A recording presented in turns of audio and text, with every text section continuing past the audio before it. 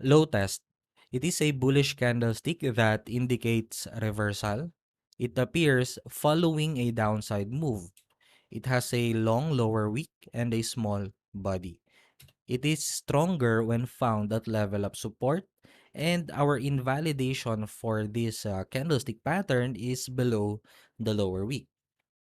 So again, since this is a bullish reversal candlestick, we should see this at a level of support after a downside move. All right. So if we want to trade this candlestick, our invalidation is just below the lower wick. So invalidation, this means that this candlestick rejection will be invalidated once price hits this level. So we can put our stop loss at our invalidation level. Okay? Let's have an example. Australian dollar versus the US dollar. So we have a support level right here, downside move, okay? Double bottom, triple bottom, and then printed a low test candlestick. So if we want to trade this candlestick, our invalidation should be placed, or our stop loss should be placed below the candlestick. All right. So as you can see, this also made a failed breakdown. All right. And then price reverse its trend. Okay. So another example, USD CAD daily time frame. So we have support level right here after this downside move.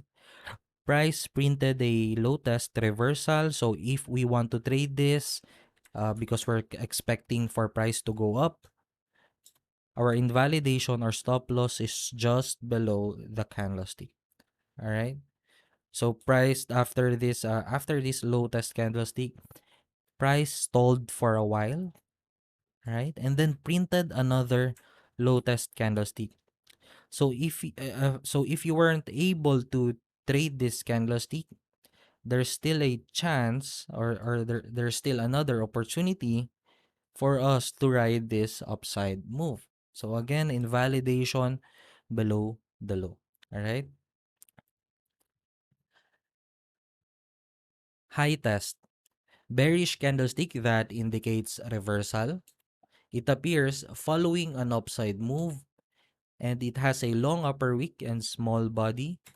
It is stronger when found at level of resistance, and our invalidation is above the upper wick. So this is just a reverse of the low test candlestick.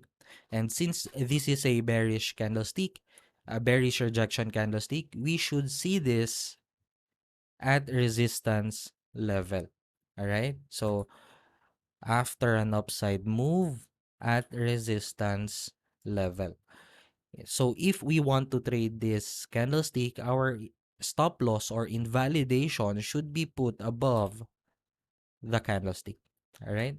Not exactly at the candlestick, but above the candlestick. Let's have an example. British pound versus Australian dollar daily time frame. So we have an upside move, downside move, price established a support right here. So sorry, upside move, downside move, upside move, and then there's this small pullback and established a support level right here, and then rallied, and then eventually broke down, right? So this support level turned into resistance, all right? Resistance right here. And then printed a high test reversal candlestick, all right? So as you can see, lower low, lower high, uh, high test candlestick printed at resistance level. Previous support turned into resistance. So if we want to trade this candlestick, our invalidation is above the high of the candlestick. Okay. So price moved down, creating another lower low. All right, lower low. and then pulled back to create a lower high. Now this lower high ended at resistance level.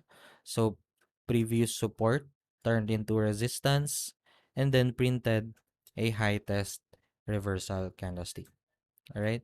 So again, if you want to trade this, our invalidation is above the high. Let's have another example. Australian dollar versus the US dollar daily time frame. So price made the downside move, so lower low, and then pulled back to create a lower high, and then printed a high test reversal at this resistance level. So as you can see, we have rejection before at that level. So price printed a high test and then moved down. Now price tested this level again, attempted to break out from this resistance level but failed. So we had this failed breakout and then printed a high test reversal. So if we want to trade this and ride the downside move, our invalidation is above the high. Okay.